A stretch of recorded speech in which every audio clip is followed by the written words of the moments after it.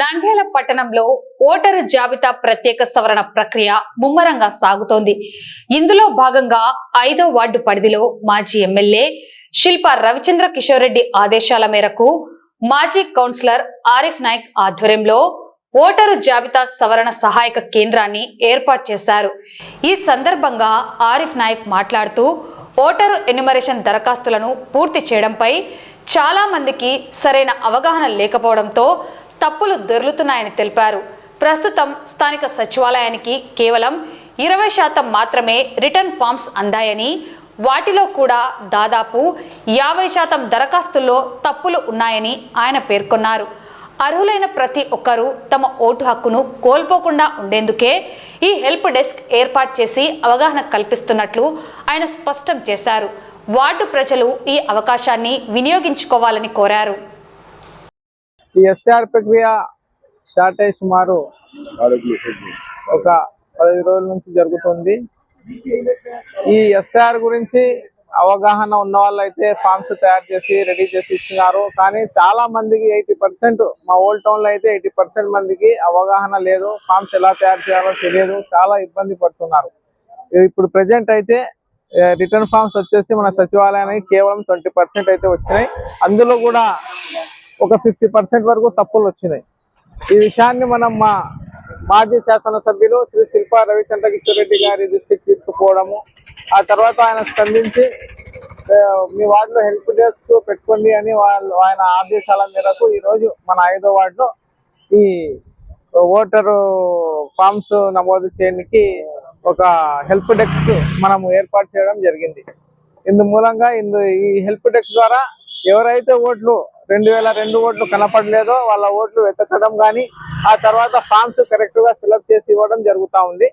అదే విధంగా మన వార్డులో కూడా ఒక 10-15 మెంబర్స్ అయితే కరెక్ట్ గా ఫామ్ చేసి ఇచ్చినారు. అదే విధంగా నంద్యాల మొత్తంలో కూడా చాలా మంది ఫామ్స్ కరెక్ట్ గా ఫిల్అప్ చేసి ఇచ్చినారు. అందరికీ మనవి ఏమంటే, మీరు ఫామ్స్ ఎలా రెడీ చేసి ఇచ్చుకున్నారో అదే విధంగా ఇతరుల తెలియని వాళ్ళ ఫామ్స్ కూడా మీరు అవి ఫిలప్ చేసి కరెక్ట్ గా ఇచ్చి కొద్దిగా సాయం చేయగలరని నేను అందరినీ మనవి కోరుకుంటూ, అదే విధంగా ఈ అవకాశం మనకు ఇచ్చినందుకు మా శిల్పా రవిచంద్ర కిషోర్ రెడ్డి గారికి కూడా నేను కృతజ్ఞతలు తెలుపుతూ ఉన్నా.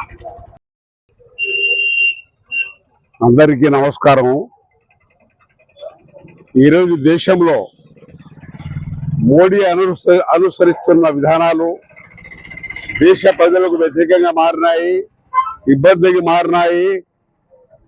దాన్ని వ్యతిరేకించడంలో చంద్రబాబు గారు నోటికి తాళం వేసుకున్నారని మేము భావిస్తున్నాము.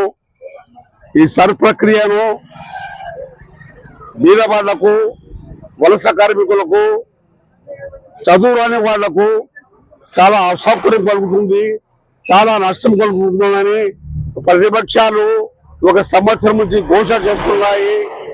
అదేవిధంగా వెస్ట్ బెంగాల్లో కానీ, బీహార్లో కానీ, తమిళనాడులో కానీ లక్షలాది మందిని ఓటర్లను బీజేపీ ప్రభుత్వం సర్ ప్రక్రియ ద్వారా దూరం చేసి తన గెలుపుకు పునాదులు వేసుకుందని మేము భావిస్తున్నాము.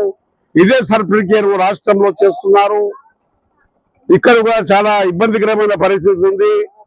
ఈ పరిస్థితిని ఎదుర్కోవడానికి చాలా మంది విద్యావంతంగా లేరు. మైనారిటీ ప్రజల్లో కానీ, ఎస్సీల్లో కానీ, ఎస్టీల్లో కానీ, బీసీల్లో కానీ, కార్మికుల్లో కానీ, లేబర్లో కానీ, వలసపోయే వాళ్ళలో కానీ చాలా ప్రమాదకరంగా ఓటు తప్పిపోయే ప్రమాదం ఉంది. కాబట్టి ఈ యొక్క అనివార్యం దూరం చేయడానికి 5వ వార్డు కౌన్సిలర్ గా ఆరిఫ్ నాయక్ గారు ఈ పరిస్థితిని ఎదుర్కోవడానికి ఒక సహాయ డెస్క్ ఏర్పాటు చేసి 5వ వార్డు ప్రజలకు ఇబ్బంది కలగకుండా డోర్ డెలివరీ వార్డులో తిరిగి ఇంటింటికి తిరిగి అందరికీ చెప్పి ఎటువంటి పొరపాటు లేకుండా జాగ్రత్తగా సర్ ప్రక్రియను జయప్రదం చేయాలా, ప్రతి ఒక్కరి ఓటు మిస్ కాకుండా చూడాలని ప్రయత్నం చేస్తున్నందుకు వారికి ప్రజల తరఫున ధన్యవాదాలు తెలుపుతూ, అదేవిధంగా ప్రభుత్వం కూడా ఆలోచన చేసి ఇబ్బంది లేకుండా చేయాలని, అదేవిధంగా మొన్న పాస్పోర్ట్ కూడా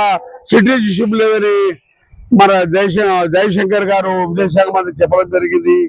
ఇటువంటి విధానాలు ఈ ప్రభుత్వాలు అనుసరిస్తుంటే దేశానికి చేటు కలుగుతుంది అని మేము భావిస్తున్నాము. ప్రజలకు సౌకర్యమైన విధానాలు చేయాలి కానీ ఇబ్బంది కలిగే విధానాలు కలిగించకూడదని మేము కోరుతూ ఈ యొక్క అవకాశం ఇచ్చినందుకు